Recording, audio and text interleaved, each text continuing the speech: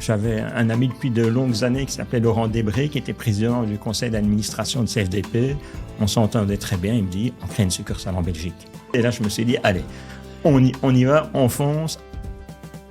Au départ, le legal design, il est apparu pour favoriser l'accès à la justice. Toute révolution qu'il y a eu, que ce soit la vapeur, que ce soit l'électricité, que ce soit les combustibles, on a eu un certain temps d'adaptation. Ici, on ne l'a pas. Donc, tout est là pour que ça explose.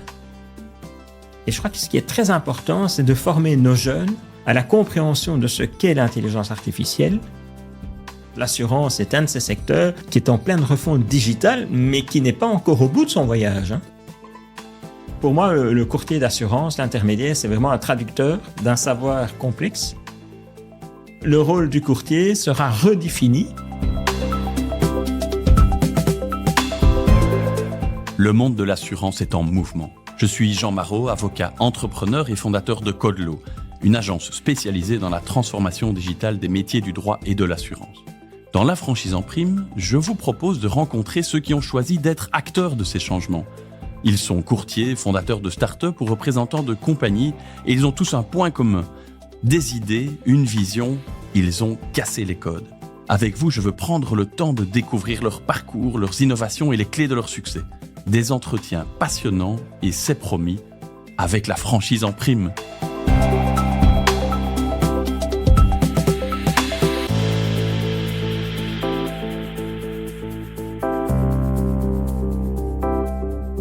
Eh bien, bonjour Philippe Dambly. Je suis vraiment content de te recevoir, Philippe, ici à Oui, dans le studio de Code-Law, mon agence digitale. J'avais bloqué exprès un matin de septembre, puisqu'on enregistre ici début septembre 2023. On annonce près de 30 degrés. J'espère qu'on va tenir le coup ici, mais je pense que ça va aller. Ce qui est chouette, c'est que tu as au moins évité le déplacement, puisque tu es un régional de l'étape. Enfin, je pense que tu viens de Liège, mais tu habites ici à 10 minutes de Oui, à Nandrin. Donc, c'est le régional de l'étape que je reçois aujourd'hui. Bienvenue Philippe, je suis vraiment très content de te recevoir. Déjà parce que j'ai la chance de travailler avec toi et avec la compagnie d'assurance que tu diriges, CFDP, d'une part comme avocat avec Legal Street et par ailleurs c'est plus récent avec l'agence digitale Code-Law. On va parler un peu des sujets qui nous amènent à travailler ensemble, mais justement parce qu'il y a beaucoup de thématiques sur lesquelles on se rejoint. On a je pourrais presque dire des passions communes, en tout cas dans l'univers du digital. Tu me diras après si tu te considères comme étant un geek, mais tu en as quand même certains traits, en tout cas dans les passions. On va parler aujourd'hui ensemble de langage clair et de legal design. On va parler de ta vision, ça je suis curieux, vu ton parcours très riche, ta vision de la transformation digitale et peut-être du futur du monde de l'assurance. C'est l'idée de ce podcast, La Franchise en Prime. Et alors évidemment, c'est peut-être le plus gros morceau, on va parler d'intelligence artificielle, puisque tu es un expert et que tu viens d'ailleurs de sortir un ouvrage avec Axel Belen, la révolution de l'intelligence artificielle. On va évidemment en parler. Mais avant ça, c'est quand même toi qui es là pour parler, alors que jusqu'ici on n'entend que moi. Mon cher Philippe, je vais t'inviter à te présenter. Qui es-tu, Philippe Dambly? Voilà, mais pour commencer, bonjour Jean. Bonjour Jean Marot, merci de me recevoir. Alors Philippe Dambly, moi j'ai 59 ans, voilà. J'habite Nandrin maintenant, mais je suis né à Paris, j'ai vécu à Charleroi, j'ai fait des études à Louvain-la-Neuve, j'ai vécu à Namur, à Wavre, j'ai travaillé pendant 30 ans à Bruxelles, donc on va dire que j'ai pas mal voyagé en Belgique, avec la moitié de ma famille en France, donc voilà, c'est assez amusant. J'ai fait des études de droit avec une spécialisation en assurance, et puis après mes études, directement, j'ai voulu aller dans le commerce, et je me suis lancé dans le textile. Voilà, une expérience. Je l'apprends. Une expérience dans le textile où avec des amis, on avait lancé une marque Sarah Pacini. Voilà, donc c'était une expérience assez intéressante. Le textile de détail, le gros. Voilà, j'ai beaucoup appris avec ces gens-là. C'était très intéressant. Et puis après, une expérience de courtier en assurance. Ok. À Wépion pendant plusieurs années. J'étais aussi membre de FEPRABEL et donc j'ai vendu de l'assurance IRD, de l'assurance vie, tout ça. C'était pas ton bureau, tu travaillais Non, c'était mon bureau. C'était ton bureau. Ouais, tout à tiens, fait, ça, je tout à savais pas fait. du tout. Voilà. Et alors après, je me suis dirigé dans l'audit d'assurance pendant quelques temps. On a fait des audits d'assurance avec certaines personnes que je croise encore aujourd'hui, qui continuent à en faire. C'était très intéressant parce que bon, côté courtage, le côté audit. Et puis je suis rentré dans une compagnie d'assurance vers 1996 pour voir autre chose. T'as cédé ton bureau alors le bureau, Oui, j'avais bureau de courtage, vendu entre-temps, tout à fait. Puis je suis rentré dans une compagnie d'assurance où j'étais à la fois la compagnie LR, protection juridique, et les assurés réunis. Tout à fait, les assurés réunis et les mutuelles du monde, puisqu'on était inspecteur polyvalent, protection juridique, IRD entreprise, vie individuelle et vie groupe. Voilà. Et puis, ce faisant, j'ai eu la chance, en fin de compte, en travaillant chez le même employeur pendant très longtemps, de voir différents groupes, puisque LR était vendu après à Winterthur.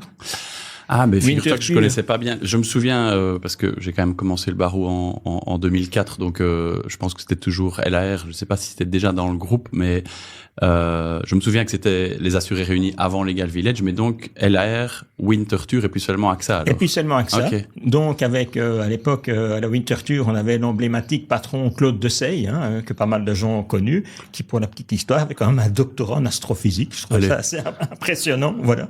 Un actuaire avec un doctorat en astrophysique, voilà. Et puis après, on est rentré dans le groupe AXA.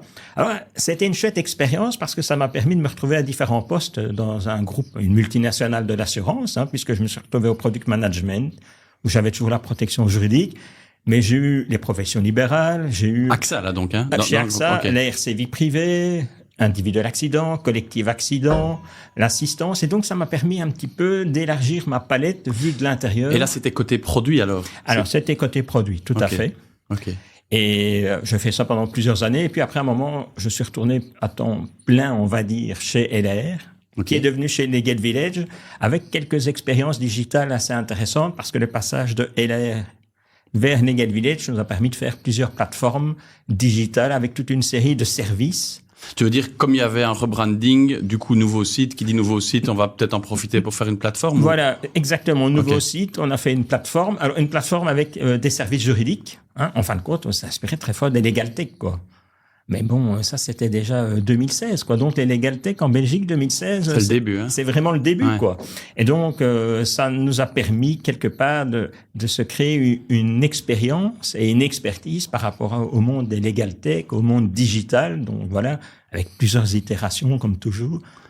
On adapte un petit peu, on affine. Ben, c'est vrai que fatalement, de mon côté, moi qui suis aussi un peu investi côté Legal Tech et dans le développement digital de mon bureau d'avocat, une compagnie d'assurance protection juridique, tu le vois encore évidemment plus que jamais aujourd'hui avec CFDP, c'est peut-être plus encore le côté Legal Tech qui va permettre des développements de produits et autres, puisque par définition, c'est de la défense, de l'assistance juridique qui fait partie des produits. Donc, c'était déjà le cas à l'époque. Okay. Alors après, on a eu aussi la chance de pouvoir travailler 2017-2018 sur un projet d'intelligence artificielle juridique. Ah, déjà. Avec la société Pythagoria. Okay. Alors, c'était très intéressant parce que 2017-2018, on n'était pas encore dans les modèles actuels de l'intelligence artificielle. Et donc, de nouveau, ça permet d'avoir une expérience, de faire ses armes et tout ça. Et donc, voilà. Et puis, 2021, le grand saut. J'avais un ami depuis de longues années qui s'appelait Laurent Debré, qui était président du conseil d'administration de CFDP. On s'entendait très bien. Il me dit, on crée une succursale en Belgique. Et l'entrepreneur qui est en moi, puisque je vous rappelle que j'étais indépendant, textile, assurance, tout ça, se dit, ah non, là, il y a un challenge où il faut aller. J'adorais AXA, mais il y a des challenges qu'on ne peut pas rater. Et là, je me suis dit, allez, on y va, on fonce, on crée cette succursale protection juridique. Alors, CFDP, c'est quoi? CFDP, c'est un assureur protection juridique en France, qui est le plus important, assureur protection juridique indépendant. Ah oui, ok. Créé à Lyon en 1948, avec un développement très intéressant et une particularité, 49,9% du capital est détenu par des actionnaires qui sont des courtiers et qui sont le personnel. Ah oui, ça, évidemment, c'est moderne. Enfin, c'est précurseur, parce que c'est vrai que c'est une tendance qu'on commence à voir, mais d'après ce que je comprends, c'est historique chez CFDP. Okay. Tout à fait. Et donc, création donc de la succursale, des aspects juridiques, administratifs, création d'une plateforme, création de produits, et puis voilà. Oui, donc c'est un peu l'entrepreneur en toi qui démarre, même si c'est sur les bases évidemment d'une compagnie bien implantée en France, mais qui démarre from scratch, une toute nouvelle compagnie belge. Alors les produits, j'imagine que c'est pas tout à fait from scratch parce qu'ils étaient en libre prestation de service depuis quelques années, mais on sait que la libre prestation de service est complexe, qu'elle n'a jamais beaucoup de succès en Belgique. Et ici, on a vraiment décidé une succursale avec des produits belges, des process belges, et on se développe pas mal. Alors on ne veut pas avoir 3500 courtiers parce qu'on n'a pas la taille. Une des caractéristiques de CFDP, c'est de s'être vraiment toujours intéressé aux aspects humains et sociaux. Ils ont créé les entrepreneurs de la Cité en France avec d'autres compagnies. Donc, les entrepreneurs Cité, c'est quoi? C'est une association qui aide les micro-entrepreneurs. Et entre autres, elle propose ce qu'on appelle de la micro-assurance. Voilà. Et donc, cette fibre, je veux dire, humaniste, cette fibre, je veux dire, ces valeurs sociales, mais moi, elle me parlait, d'autant plus que j'avais pas mal assuré dans le milieu associatif, des écoles, tout ça. Et donc, je retrouvais vraiment des valeurs qui m'étaient chères et que je pouvais facilement mettre en œuvre.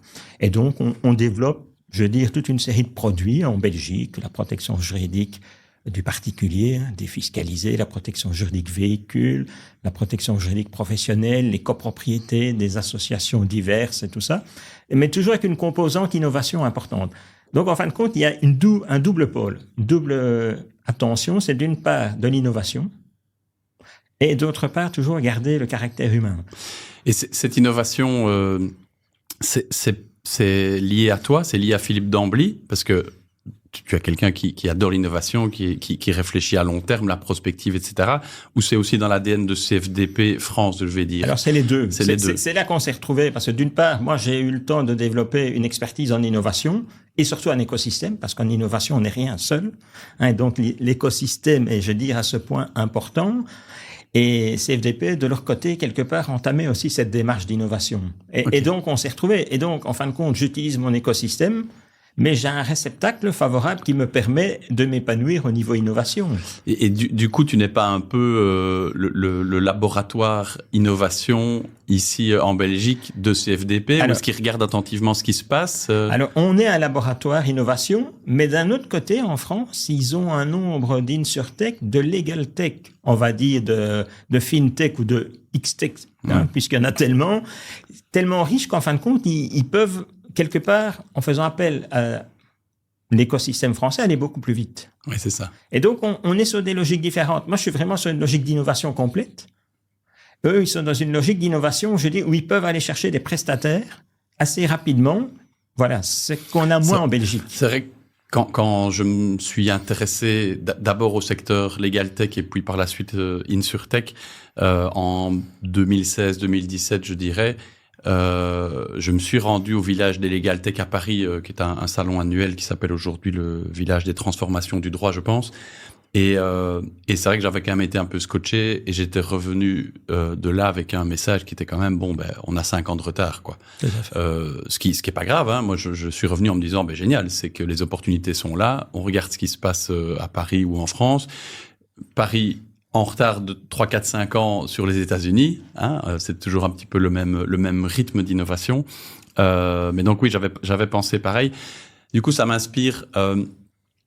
Est-ce que aussi le fait que CFDP Belgique, la succursale, soit une compagnie de taille encore aujourd'hui, je suppose, plus familiale, en tout cas qu'un grand groupe comme AXA où tu es passé, et même que CFDP France qui a, je suppose, une centaine de collaborateurs, plus 250 collaborateurs, donc on parle quand même évidemment d'une compagnie importante, surtout que elle ne fait entre guillemets que de la PJ, donc pour un assureur protection juridique indépendant, évidemment, c'est important.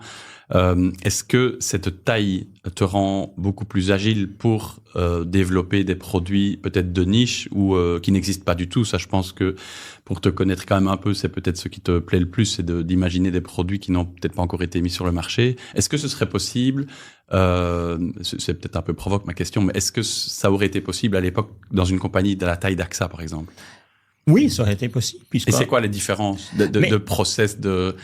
Je sais pas. Je dis, d'un côté, vous êtes dans une multinationale avec toute une série de process qui sont liés au fait que c'est une société qui est cotée en bourse. Hein, ouais. Donc voilà. Et de l'autre côté, vous avez une société, je veux dire, avec d'autres process qui peuvent être plus légers. Pourquoi? Parce que la taille entraîne de la complexité.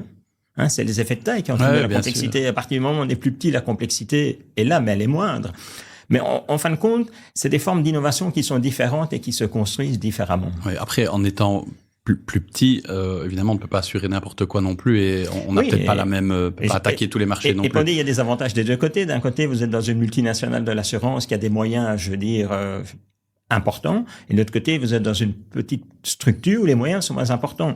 Et donc, vos process d'innovation ne sont pas les mêmes. Ouais. Je dis, lorsqu'on a des moyens limités, mais la frugalité a beaucoup de sens. Oui, non mais seulement elle a du sens pour l'environnement, mais elle a aussi du sens en interne. On s'oblige dès le départ à réfléchir simplement.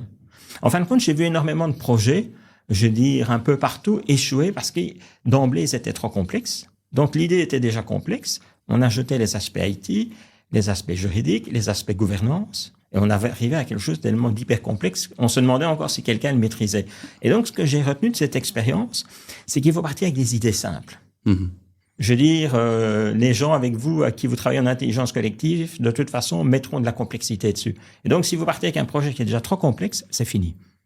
Et donc, je me force à réfléchir à des projets simples, frugaux, tant qu'on y est. Et comme ça me permet d'avancer. Et c'est pour ça que je dis qu'il y a différentes formes d'innovation, quoi. Alors, on utilise toutes les méthodes les plus innovantes. On regarde sans arrêt la fameuse IDEO. IDEO qui est la boîte qui a permis à Apple... Tim Brown, c'est ça. Tim Brown, son design thinking, on s'inspire de tout ce qu'il y a de plus moderne. Mais d'un autre côté, toujours en partant d'une idée simple.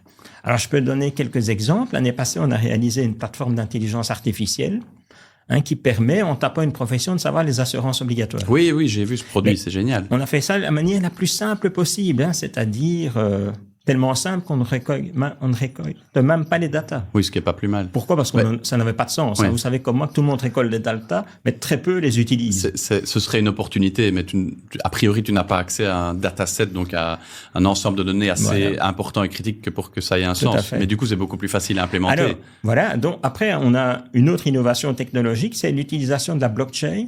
C'est-à-dire que nos assurés peuvent faire des photos d'une situation litigieuse. C'est directement mis dans la blockchain avec un certificat NFT, c'est horodaté, géolocalisé. Ce qui permet, dans certains cas de contestation, de pouvoir prouver de manière évidente, non contestable, une situation de fait, quoi. On voit quand même, quand je dis que tu es un peu geek, on voit quand même le passionné du digital, puisque tu parles de blockchain et de NFT, comme si c'était dans le lexique de base. Mais c'est vrai que c'est super intéressant. Donc, cette blockchain qui est, même si ça fait plusieurs années qu'on en parle maintenant, une opportunité assez incroyable pour les processus juridiques, certainement dans l'assurance aussi, en tout cas en termes de preuves, en termes d'enregistrement. Moi, je suis convaincu, même si là aussi on en parle depuis un moment, mais que l'administration de l'enregistrement va finir par, et il y a des pays dans le monde qui sont déjà passés par cette étape, va finir par enfin remplacer ces vieux grimoires par une blockchain où là il y aura plus aucune contestation possible, puisqu'il y a l'horodatage, donc la possibilité vraiment de clicher dans le temps l'enregistrement de telle ou telle donnée, et le produit que tu as développé chez CFDP, c'est vraiment l'idéal. C'est si je le résume bien, je prends une photo directement dans l'application, ou en tout cas dans l'espace de l'outil de la plateforme, et elle va être enregistrée du coup dans cette blockchain avec une date incontestable. Et donc ça ne va pas et ça c'est peut-être plus le NFT, mais ça ne va pas rendre ce qu'on voit sur la photo incontestable, parce que ça dépend ce qu'on prend comme photo. On peut avoir un petit peu arranger la manière dont on prend la scène, mais par contre ce qui est certain, c'est qu'on ne pourra jamais contester, comme avec un constat d'huissier, l'heure, peut-être même mieux qu'un constat d'huissier, l'heure et la date à laquelle la photo, et le lieu, puisque c'est géolocalisé. Donc là, on est clairement sur des innovations qui ont un sens, quoi, qui sont utiles, parce qu'on rencontre parfois des innovations un peu plus marketing qu'utiles. Là, on est vraiment dans un service Une plus-value, quoi. Tout à fait. Alors, je disais, il y a l'aspect technologique et il y a l'aspect humain. Et l'aspect humain, c'est qu'on renforce encore, je dis, l'aspect de médiation. Moi, pendant 10 ans, j'ai donné des formations de médiation à avocat.be. Maintenant, je donne un cours à l'Université de Liège de sociologie du droit de la justice et de la médiation. Ah, génial. Voilà, un premier master, entre autres, en codiplômé avec HEPL. Et chez avocat.be, c'est de la médiation dans le cadre du cursus des futurs médiateurs agréés. Donc, il y avait les 90 heures de formation générale, où moi, je donnais sociologie de la médiation. Et puis, il y avait les 30 heures où on se spécialisait. Et moi, c'était médiation civile et commerciale, et je donnais le cours assurance, quoi. Voilà. Okay. Et donc, tout cet aspect médiation, pour moi, il est très important. Et on l'a traduit dans les produits avec toute une série de garanties. Et certaines garanties amusantes, par exemple, on a une garantie médiation pour les conflits entre actionnaires, entre administrateurs au sein d'une société. Parce que moi, j'y crois très fort. Ça permet de maintenir un lien, même dans une situation difficile. Alors que si on va en justice, c'est le fameux glaive de la justice, ça tranche. Et je suis ça dure. Voilà, ça coûte cher. Et surtout, après, il y a un gagnant, un perdant. Et je dis, les relations commerciales ou les relations familiales, après, c'est compliqué, quoi. Et ce que j'aime dans la médiation, c'est aussi tout l'écosystème de la médiation. C'est-à-dire, la médiation, elle repose sur quoi? Sur la négociation, quoi. Mais avant tout, sur l'écoute commune. Et je dis souvent, j'ai sur Sinistre, utilisez les outils de la médiation. Et j'ai la chance d'en avoir qui ont fait la médiation et surtout la reformulation. Parce que, on est sûr d'avoir bien compris ce que la personne dit. Et deuxièmement, la personne est contente parce que on l'écoute. Et c'est important. Et donc, j'essaye de mêler à la fois l'aspect technologique, parce que voilà, l'innovation est là, il faut vivre avec, mais sans mettre trop loin l'aspect humain. Et je trouve que la médiation, la culture de la médiation, la culture du dialogue, la culture de la négociation est quelque chose de très fort. C'est bien que tu amènes cette thématique et la balance à trouver entre des outils digitaux qui sont indispensables aujourd'hui et qui apportent une vraie plus-value et l'importance de l'humain et sa place dans la relation professionnelle, qu'elle soit B2B ou B2C. Moi, j'ai toujours été convaincu que il est possible et il faut utiliser ces outils digitaux pour l'améliorer, justement, cette relation client. Allez, c'est peut-être l'occasion d'aborder de thématiques qui sont un peu moins technologiques. Je veux dire, c'est pas la blockchain ou l'intelligence artificielle, mais ces deux outils, le langage clair et le legal design, qui répondent à merveille à ce besoin-là. D'ailleurs, c'est l'idée. Tu parlais de Tim Brown et d'IDEO, c'est être customer-centrique, donc focalisé, voire obsédé presque par la satisfaction du client. Alors, c'est pas tirer sur la ficelle de l'expression le client est roi. C'est pas nécessairement ça. C'est plutôt tout faire, tout concevoir en se projetant dans ce que le client va comprendre, va recevoir comme information, est-ce qu'il va pouvoir la traiter. C'est vraiment ça, cette obsession de la satisfaction du client. Le langage clair et le legal design, c'est donc deux outils que tu as implémentés chez CFDP. Et là, je pense que du moins dans le monde de l'assurance belge, tu es clairement précurseur. Ça t'est venu de lecture, ça t'est venu tu as aussi importé ça d'ailleurs ou... Ça m'est venu de plusieurs choses. D'une part, après 35 ans d'expérience dans l'assurance, on se rend quand même compte que les gens ont du mal à comprendre l'assurance. Ouais, c'est vrai que c'est un langage spécifique, c'est des règles de droit. L'assurance, c'est du droit ou c'est de la technique, c'est de l'actuariat. Ouais. Donc, je dis, tout est là. Il y a vraiment un concentré de savoir qui est là pour que les gens aient difficile. Donc ça, depuis longtemps, je me suis toujours rendu compte qu'il y avait une difficulté de compréhension de l'assurance et peut-être encore plus de l'assurance protection juridique. Donc ça, c'est un élément important. Ce qui est paradoxal, pardon, je te coupe, mais ce qui est paradoxal parce que l'assureur protection juridique, il est là justement pour faciliter l'accès au droit. Et donc, se dire, mais enfin, comment est-ce que c'est possible que ce soit si compliqué? Tout à fait. Et justement, tu parles d'accès au droit. Et moi, ce qui m'a plu dans l'assurance protection juridique, alors, c'est une activité économique en tant qu'assureur, mais j'aimais bien dans l'assurance protection juridique, c'est qu'il y a cette notion d'accès au droit et à la justice. Or, dans un État démocratique, c'est vraiment essentiel. Parce que, en fin de compte, on a remarqué plusieurs choses. C'est bien d'avoir des droits, mais si les gens ne les connaissent pas, c'est la fameuse effectivité des droits, ça sert à rien puisqu'on ne sait pas les faire valoir. Et donc, c'est très important de faire connaître le droit Parce que si on fait connaître les droits, après, à ce moment-là, les gens, éventuellement, peuvent aller en justice pour les faire valoir. Et donc, c'est super important. Et on se rend compte quand même que, je veux dire, allez, les démocraties occidentales n'ont quand même pas facile. Et donc, je dis, l'accès au droit est quelque chose d'essentiel. Or, le legal design, il favorise l'accès au droit. Pourquoi? Parce qu'il va expliquer d'une manière simple, claire, designée, certains droits que les gens n'auraient pas compris autrement. Et ça, moi, je trouve que c'est un outil qui est fantastique. Alors, il est fantastique pour l'accès au droit. Et n'oublions pas une chose, on est quand même dans une période de paupérisation qui est très forte. On voit plusieurs crises qui se succèdent. Et un élément essentiel pour combattre la pauvreté, c'est l'accès au droit. Parce que si les gens connaissent les droits, à ce moment-là, on peut les mettre en œuvre. Et il y a toute une série d'aides qui peuvent être disponibles, qui ne sont pas connues. Et donc, voilà, donc le legal design, d'une part, il est essentiel pour nos assurés, pour expliquer toute une série de choses, aussi pour les courtiers, puisque nous ne travaillons qu'avec des courtiers d'assurance, des intermédiaires. Et pour eux aussi, il y a toute une série de notions, quelquefois, qui peut être un peu complexes, ou de nouveaux morceaux de droit. Il y a une réforme un peu partout dans le droit, donc il y a plein de nouvelles choses à partager. Donc, c'est très important, mais c'est aussi très important dans le cadre de l'accès au droit et à la justice. Oui, il y a les deux axes. C'est vrai que l'accès au droit orienté justiciable, c'est sans doute le plus gros défi, et c'est vrai, il y a une forme aussi de fracture sociale, et c'est vraiment pas évident de rendre ce droit accessible.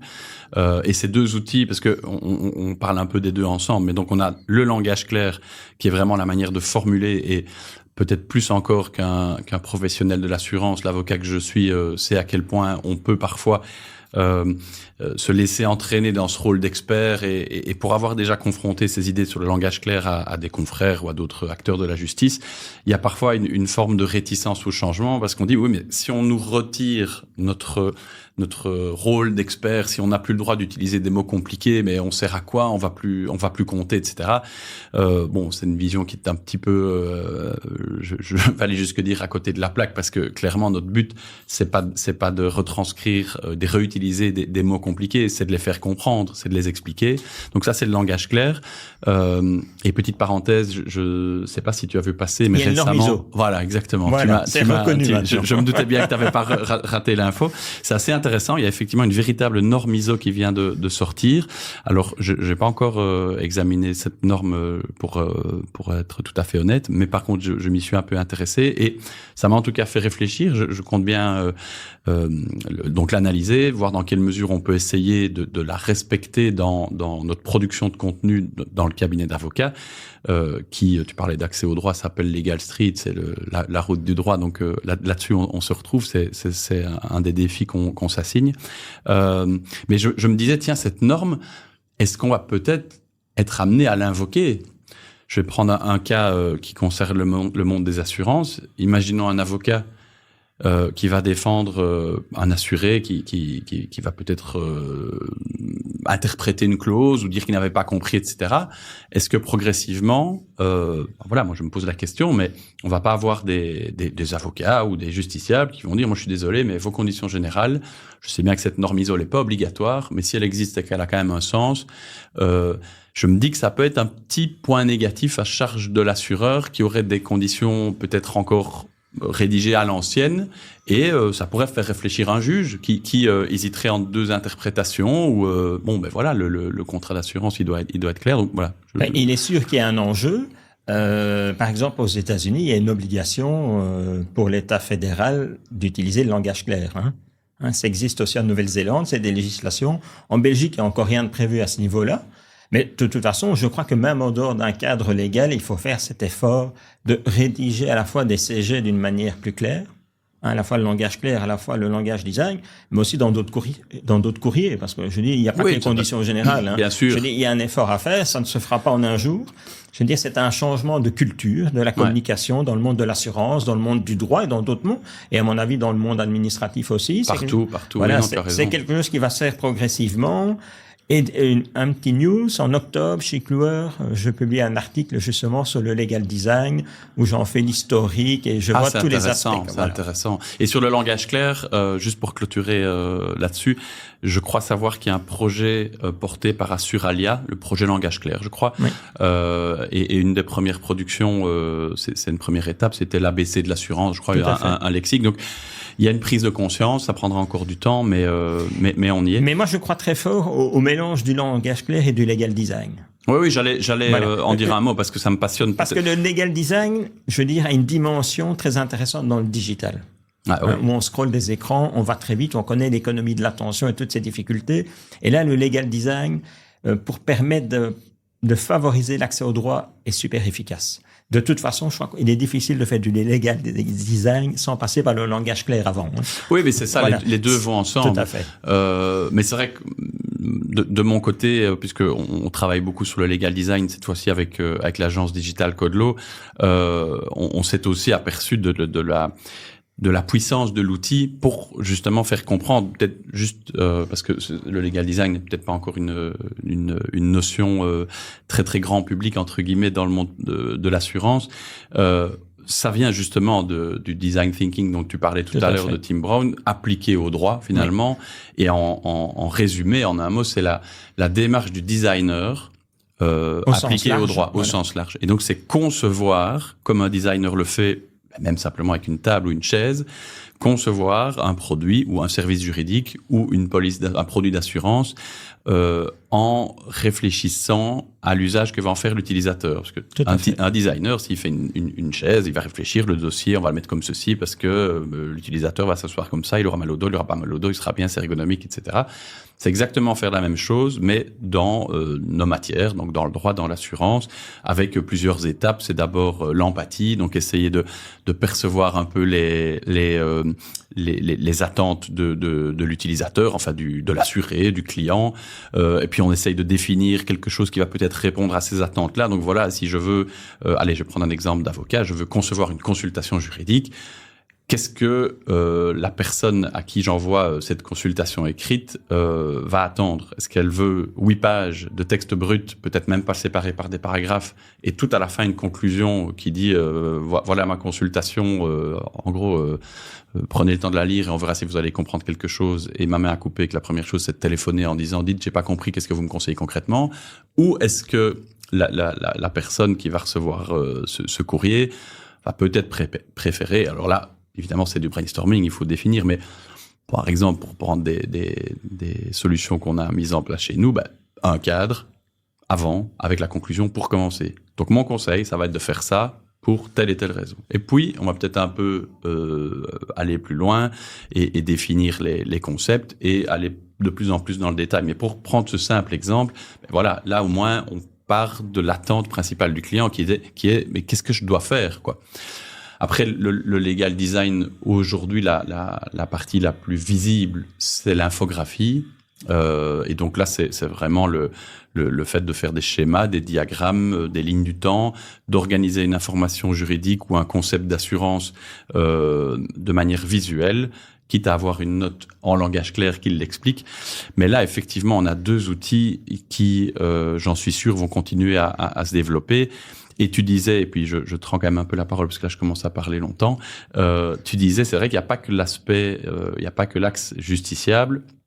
Toi qui travailles avec beaucoup de courtiers, on est tous face à un flux d'informations qui vient de nos organismes professionnels, qui vient des lectures, des newsletters auxquelles on est abonné, qui vient de nos lectures classiques. Et donc à un moment donné, c'est impossible d'entrer en profondeur dans tout. Et donc, c'est vrai qu'un courtier qui veut se tenir informé des dernières actualités, a priori, et là, à nouveau, on se met à la place de celui qui va consommer l'info, une belle infographie où presque en 1 minute, on a compris la complexité d'une note qui aurait peut-être été rédigée en 3 pages. Oui, c'est ça, en 3 pages, je dis bien. C'est beaucoup plus efficace, quoi. Mais c'est ce qu'on fait tous les mois ensemble. On collabore ensemble à faire un legal design avec une fiche d'information claire sur des sujets de droit qui sont nouveaux ou qui sont compliqués, quoi. Et je pense que tu as des bons retours, notamment On a des bons retours. On voit que c'est diffusé sur les réseaux sociaux parce que certaines sont très courtes. Par exemple, nouvelle législation sur les trottinettes, les jeunes conducteurs, tout ça, c'est diffusé sur les réseaux sociaux. Et ça, j'adore parce que ça permet à pas mal de gens de connaître. Faut pas oublier que dans l'histoire du legal design, au départ, le legal design, il est apparu pour favoriser l'accès à la justice. Ouais, donc, on fait un peu le tour de la boucle et on retourne au début. Mais les premiers qui ont travaillé sur le legal design, c'était l'accès au droit et l'accès à la justice. Voilà. La personne qui a théorisé au départ le legal design, c'est Margaret Hagan à Stanford. Et c'est exactement ça. C'était comment améliorer l'accès à la justice.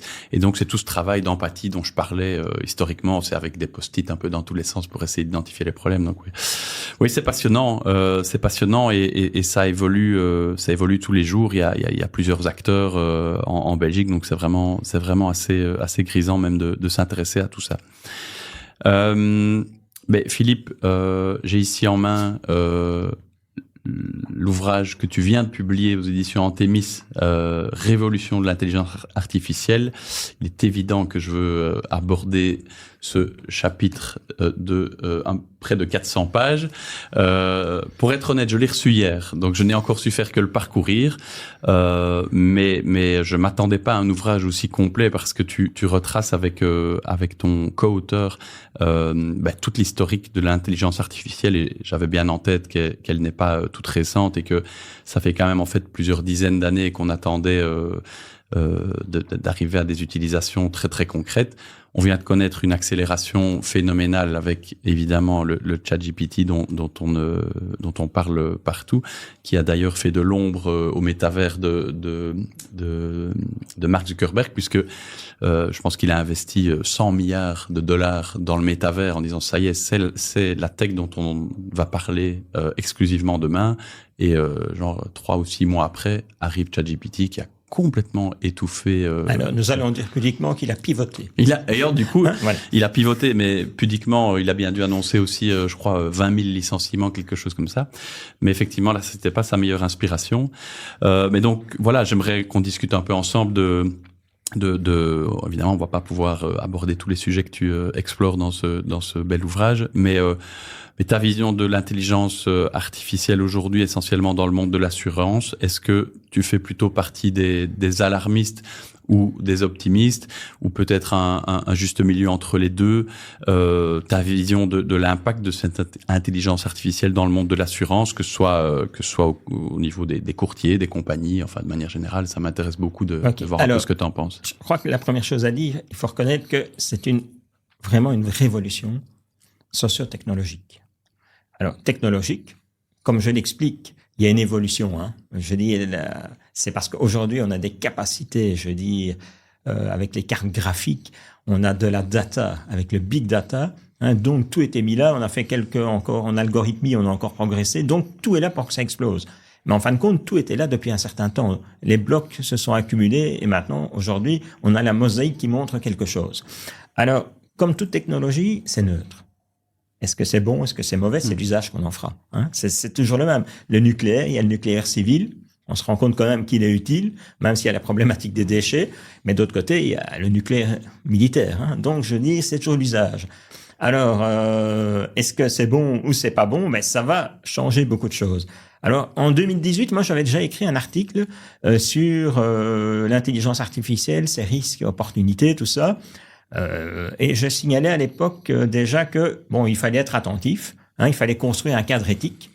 Manifestement, ce cadre éthique va être construit dans le fameux AI Act qui arrivera certainement en 2024. Et j'attirais l'attention pour dire faites fort attention aussi à ne pas vouloir toujours mettre en compétition l'intelligence artificielle et l'homme. Parce qu'à l'époque, en 2018-2017, on faisait plein de concours entre l'intelligence artificielle et l'homme. Et je disais, si vous éduquez l'intelligence artificielle sur un modèle compétitif, c'est mal barré. Ouais. Et donc, je disais, il faudrait une espèce de règle -1 de dire, il faut éduquer l'intelligence artificielle dans des modèles coopératifs. Plutôt que de faire des concours homme-machine, qu'on fasse des concours entre des équipes homme-machine entre elles pour arriver à la meilleure solution, quoi. Et donc, je tirais déjà l'attention sur le mode coopératif. J'avais écrit pas mal d'articles aussi sur tous les aspects éthiques de l'intelligence artificielle en disant, attention, voilà, c'est un outil fantastique, mais il faut un cadre éthique. Alors, ce cadre éthique, on va le rencontrer, donc, l'AI Act, ce fameux règlement européen sur l'intelligence artificielle. La problématique, c'est que, l'Union européenne, c'est pas toujours le plus simple. Et donc, ils mettent en œuvre toute une série de législations sur le digital où ça devient très complexe à tel point que même les spécialistes ont du mal à s'y retrouver entre les différentes réglementations européennes. Et donc, cette réglementation est nécessaire. Néanmoins, comme toujours, vous savez que je suis attentif au principe de simplicité. Pour moi, pour qu'elle soit efficace, faut qu'elle soit simple. Et donc voilà, je suis un peu partagé sur la nécessité d'avoir ce règlement, parce que bon, c'est super important, mais de l'autre côté, il est complexe. Ah, ça m'amène plusieurs réflexions parce que bon, déjà, je pense comme toi, je suis pas alarmiste, encore que il y a une tribune assez importante qui est sortie, je pense en mars ou avril 2023, des plus grands chercheurs mondiaux en matière d'IA. Ils ont quand même suggéré même un moratoire. Oui. Donc, ça envoie quand même un message qui peut faire un peu peur à tout le monde. Hein. Si les plus grands experts mondiaux disent là, c'est allé beaucoup trop vite d'un coup. Mais ce qu'ils disaient, c'est important de bien analyser. C'est pas la technologie, c'est l'évolution de la société qui n'est pas prête. Ça va trop vite et ça va aller très très vite. Dans toute révolution qu'il y a eu, que ce soit la vapeur, que ce soit l'électricité, que ce soit les combustibles, un moteur explosion, on a eu un certain temps d'adaptation. Ici, on ne l'a pas. En fait, c'est quand même surtout l'ouverture, même si entre-temps ils sont un peu refermés, mais l'ouverture d'un coup de ChatGPT au monde entier qui a quand même amené cette vitesse vertigineuse.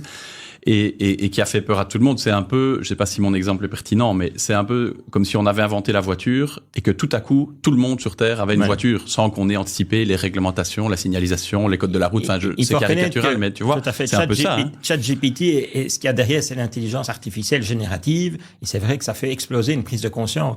Beaucoup de gens étaient conscients des évolutions de l'intelligence artificielle. Mais là, je dis, le fait d'avoir un chat, ça n'oblige plus à aller coder, ça n'oblige plus à rentrer dans des programmes. Ici, c'est du langage. On dialogue avec la machine, quoi. Et ça donne une dimension quasi humaine, quoi. Oui, et quand on aura encore franchi la petite marche supplémentaire de l'intégrer à 100% dans les assistants vocaux, ce qui n'est pas encore tout à fait le cas. Mais là, on va vraiment être dans, la science-fiction, sauf que c'est la réalité. Mais c'est vrai que le fait que ce soit un simple chat à qui on discute, qui a tout du comportement humain, et on pourrait discuter justement de comment est-ce qu'on contrôle que le contenu est produit par ChatGPT ou Bard de Google ou un autre, ou par un humain. On a parlé notamment ces derniers temps du risque de plagiat généralisé dans les universités. Mais ceci dit, je reviens à ce que je disais. Moi, j'ai une vision qui est plutôt optimiste et j'essaie toujours de me dire qu'il doit y avoir inévitablement, et je suis certain que tu es d'accord avec moi, de merveilleuses opportunités, mais tout va dépendre de l'usage. Alors, la réglementation qui va arriver dont tu parles, une autre petite réflexion, et j'aimerais savoir un peu ce que tu en penses, pour avoir beaucoup étudié les textes, les projets de texte, etc., c'est est-ce qu'on peut vraiment imaginer que, par exemple, au niveau de l'Union européenne, on va être capable, ou même au niveau mondial, si tout le monde s'accorde, mais de faire en sorte que ces GAFAM, que c'est Google, Apple, maintenant OpenAI, il faut bien en tenir compte, travaillent leurs algorithmes d'une manière définie par une législation, alors que on a toutes les peines du monde à y avoir accès puisqu'ils ne sont pas transparents, ils ne sont pas open source. Ça, c'est quand même un enjeu. Est-ce que vraiment on peut imaginer légiférer pour travailler sur ces algorithmes qui deviennent d'une complexité infinie en plus? Et je me demande si le message un peu d'alerte, c'était pas aussi on est en train de perdre la main sur les algorithmes qu'on a rédigés puisqu'ils auto-apprennent, ils se complexifient d'eux-mêmes, etc. Ça fait peur quand même. Oui, tout à fait, ça fait peur, mais c'est pour ça qu'il y aura un cadre qui va être développé. Alors, est-ce qu'il sera suffisant, est-ce qu'il sera applicable? De toute façon, il faut être conscient que le cadre dont on parle est un cadre de l'Union européenne. Ouais, ben oui. Et que de l'autre côté, je veux dire, à l'heure actuelle, ceux qui maîtrisent l'intelligence artificielle, c'est de l'autre côté de l'Atlantique. Hein, c'est les États-Unis, c'est le Canada, c'est les GAFAM, et c'est aussi la Chine avec les BATX, je veux dire, les universités chinoises qui avancent énormément. Et je veux dire, ils n'auront pas la même conception du respect des droits de l'homme parce que c'est culturellement différent. N'oublions pas que OpenAI, les datas qui sont dedans sont des datas essentiellement qui viennent de personnes de Californie, quoi. Donc qui ont réfléchi selon l'esprit nord-américain et on va dire selon l'esprit libertarien californien, quoi. Et là, on doit savoir qu'il y a une intervention humaine assumée, hein, puisque et ça nous ramène à ces questions éthiques évidemment, mais le travail au départ de renforcement de ChatGPT et du modèle d'apprentissage d'OpenAI, c'est avec des choix humains. Ça, on ne veut pas. Et donc, c'est des choses plutôt positives. Hein. C'est, je sais pas moi, des termes racistes, des termes extrémistes. Donc là, il y a eu une intervention humaine. Mais donc, sur le plan éthique, il y a quand même eu des choix arbitraires humains. Tu dis des valeurs qui ont été quelque part induites dedans, quoi.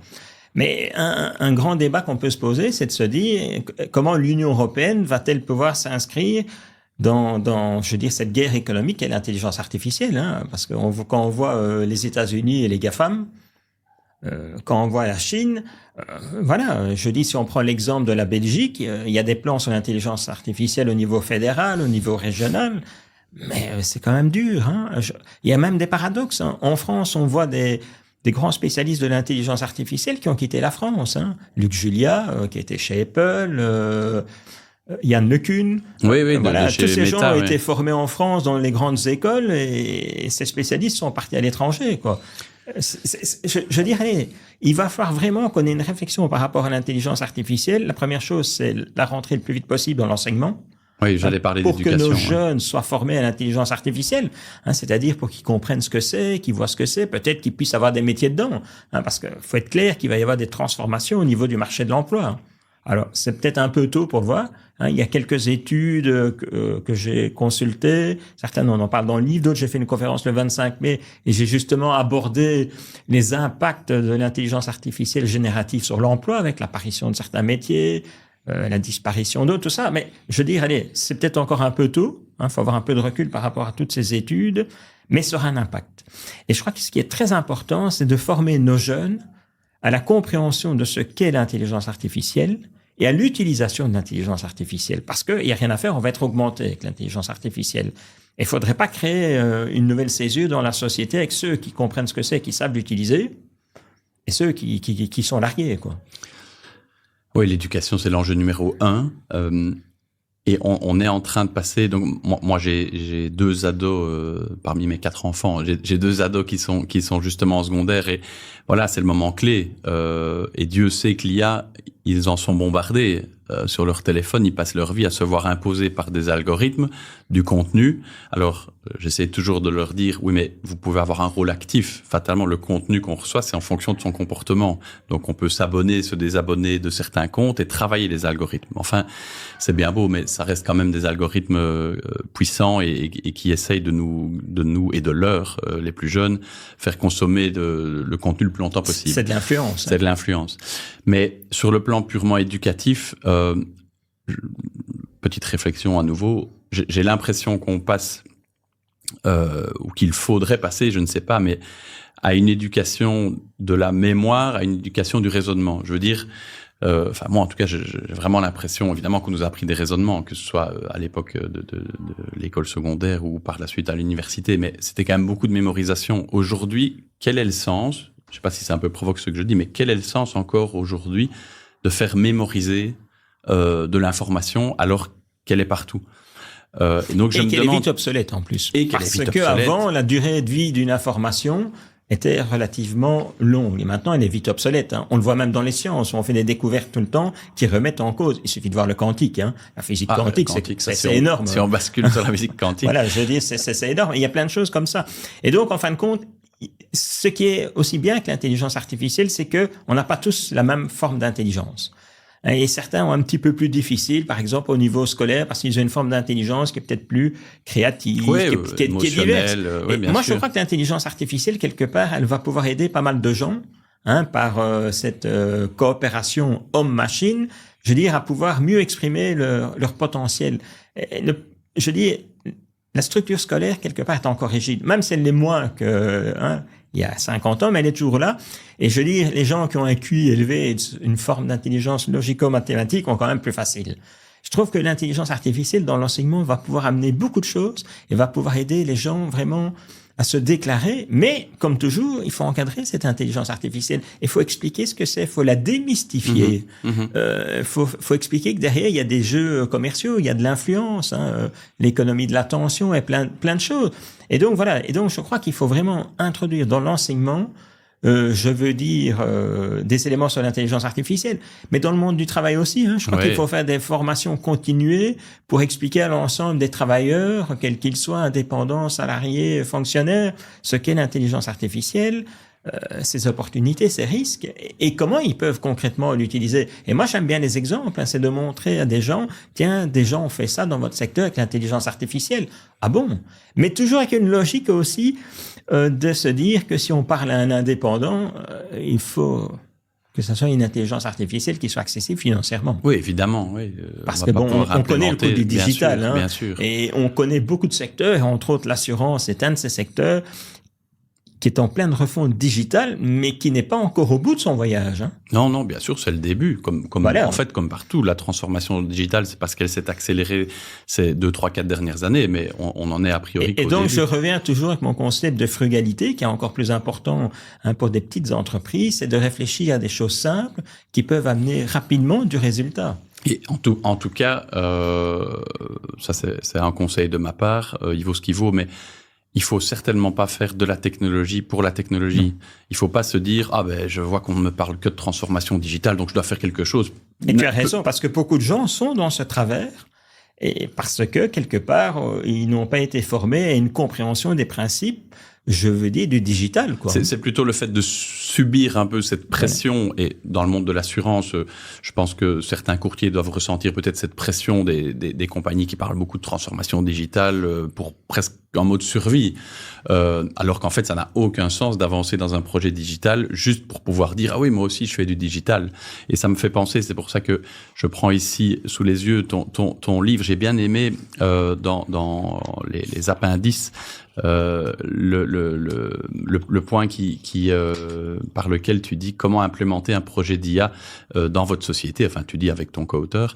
Et j'ai noté, j'avais mis un petit post-it les 5 étapes que tu conseilles, et c'est exactement ce que tu viens de me dire en fait. C'est d'abord un projet business spécifique. Donc, n'ayez pas en tête de transformer toute votre entreprise avec l'IA, mais choisir un process. Évidemment, il faut trouver une équipe dédiée, donc il faut des ressources, qu'elles soient externes, internes, ça dépend un peu de la taille de l'entreprise. En profiter pour quand même tenter de capter et gérer les données nécessaires en fonction des types de projets. Évidemment, identifier la technologie d'IA, si on parle d'IA ici, qui peut y répondre, parce que il y a tellement de projets qui sont nés depuis 1 an ou même depuis 6 mois qu'il faut pas réinventer la roue. Il y a parfois tu parles d'approche frugale ou low cost. Il y a parfois des petites applis à 10 € par mois qui peuvent permettre d'automatiser des process et de lancer des choses. Et pour les projets plus ambitieux, il y a évidemment l'agence Codelo et d'autres prestataires, évidemment. Et la 5e étape, c'est d'essayer vraiment, pour un peu faire d'une pierre deux coups, d'emmagasiner l'expérience de l'expertise acquise pour essayer de déployer encore plus facilement des projets après.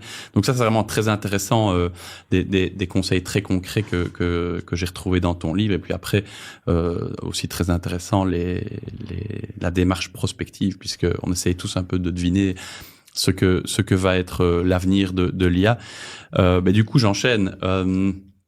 Question, pas piège, mais question très ouverte. Pour toi, le monde de l'assurance, dans les 5 ou 10 ans, il va évoluer de quelle manière? Est-ce que, là je parle des technologies et de la structure même du monde de l'assurance, est-ce qu'on va avoir des acteurs de plus en plus concentrés? Est-ce qu'on va avoir des acteurs peut-être 100% digitaux qui vont s'imposer? Est-ce que l'IA va avoir vraiment... elle est pas facile, ma question, mais bon, elle est très ouverte. Et comme tu aimes la prospective, je te la pose. Une intelligence artificielle qui va avoir une place importante. À titre personnel, pour moi, l'IA, ça doit rester ce que l'informatique a toujours été. Ce qu'on peut automatiser, on doit l'automatiser. Alors, c'est peut-être un peu sensible par rapport au marché de l'emploi, mais pourquoi vouloir absolument, si ce n'est pour maintenir des gens au travail, mais ça, c'est un débat en soi, mais pourquoi vouloir absolument faire par des humains quelque chose qui pourra être fait et probablement mieux, avec 0 risque d'erreur, par une IA? Et alors, parce que c'est évidemment important, concentrer ce que l'humain continue à faire mieux encore aujourd'hui que la machine, que l'IA, c'est la créativité, c'est la véritable créativité. Donc, Dans cette question, ça c'est un peu ma partie de la vision, mais concrètement, toi qui connais très bien le monde de l'assurance, comment est-ce que tu vois l'avenir? Récemment, je parlais avec des responsables de grandes boîtes de consultance internationale qui étaient sur plein de projets de digitalisation, et on partageait un constat, c'est que beaucoup de compagnies ont énormément investi, ont fait des progrès énormes, mais ils sont encore au milieu du gué. C'est-à-dire qu'ils ne sont pas encore jusqu'au bout pour avoir tous les bénéfices de la digitalisation. Okay. Par contre, il y a le coût qui est là. Et donc, je dis, c'est une période un peu plus difficile, hein, parce que bon, le Covid, la guerre en Ukraine, l'inflation, tout le monde se pose des questions. Et donc, en fin de compte, il y a encore, je dis, la moitié du gué à franchir pour qu'il y ait vraiment l'ensemble des bénéfices de la digitalisation dans le monde de l'assurance. Voilà. Alors, le monde de l'assurance, je le disais, c'est un monde quand même complexe, hein.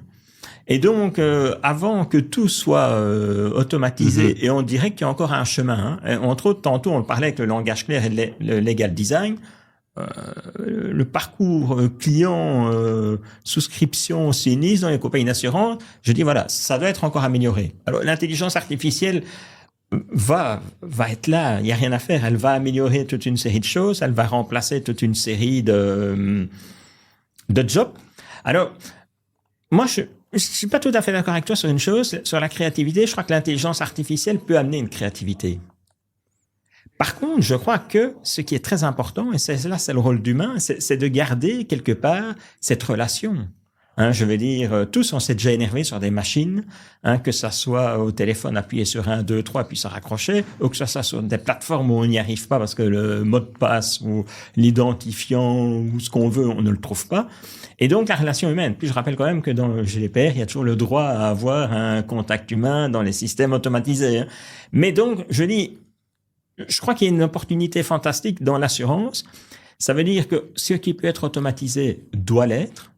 Hein, avec des gains de productivité, mais aussi des gains de qualité, parce que s'il y a que des gains de productivité, c'est con, avec des gains de qualité, de manière à ce que les gens puissent amener, et plus de temps pour amener une plus-value où c'est nécessaire. Mm-hmm. Voilà. Dans certains sinistres, il n'y a rien à faire. Un contact téléphonique est nécessaire parce que on va écouter la personne, on va reformuler son besoin, on va sentir ses émotions et on pourra aller dans le sens de ce qu'elle veut et pas dans le sens de ce qu'on veut. Bien sûr, bien sûr. Ouais. Alors, les exercices de prospective sont compliqués. L'intelligence artificielle, je veux dire, elle va rentrer dans l'assurance, il n'y a rien à faire. Par contre, je crois que il y a besoin de ce que j'appelle des traducteurs. Parce que pour moi, le courtier d'assurance, l'intermédiaire, c'est vraiment un traducteur d'un savoir complexe, qui est à la fois un savoir juridique et un savoir technique de la compagnie d'assurance, hein, le droit, l'actuariat, et d'autre part, des assurés qui ont besoin, je dis, de ce traducteur qui leur explique des termes complexes en des termes simples et qui puisse les conseiller. Parce que l'intelligence artificielle pourra conseiller, elle le fera très bien, mais comme on a dit, il y a quand même une zone d'influence qui est derrière. Évidemment.